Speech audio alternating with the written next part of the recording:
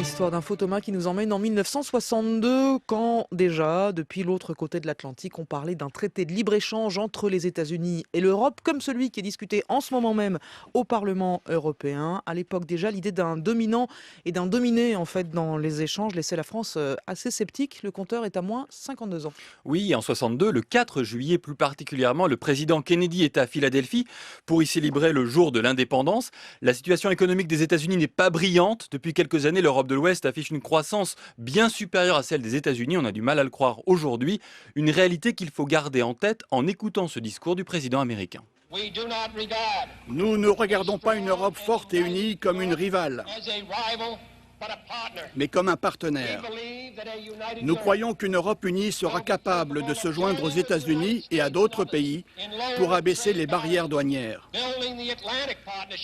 L'édification de l'association atlantique ne sera achevée ni aisément ni à bas prix.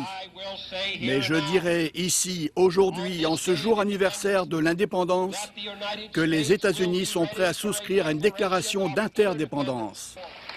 Cette alliance atlantique n'est pas que commerciale, mais dans le contexte actuel des négociations du traité transatlantique, il est intéressant de s'arrêter sur cette dimension. Alors le général de Gaulle reçoit avec une grande circonspection cette déclaration d'interdépendance américaine.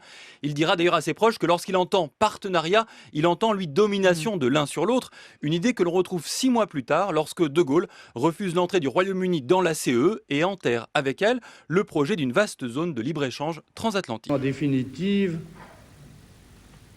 il apparaîtrait une communauté atlantique colossale, sous dépendance et direction américaine, et qui aurait au fait d'absorber la communauté de l'Europe.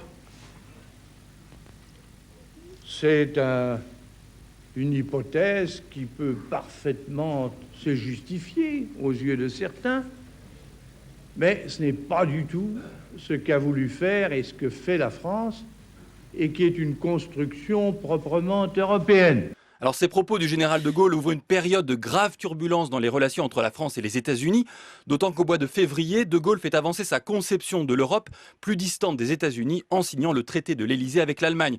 Pour Kissinger, c'est la stupéfaction à Washington qui va alors tout faire pour courtiser l'Allemagne avec comme point d'orgue ce voyage à Berlin et ces mots si connus de Kennedy. Ich bin ein Berliner. Alors plus de 50 ans après, les États-Unis semblent, en tout cas l'espèrent-ils, proches d'aboutir à cet accord de libre-échange.